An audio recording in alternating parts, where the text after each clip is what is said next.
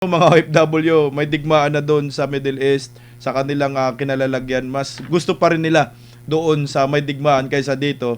Ganito na talaga kawalang kwentang gobyerno, partner, no? Totoo yan.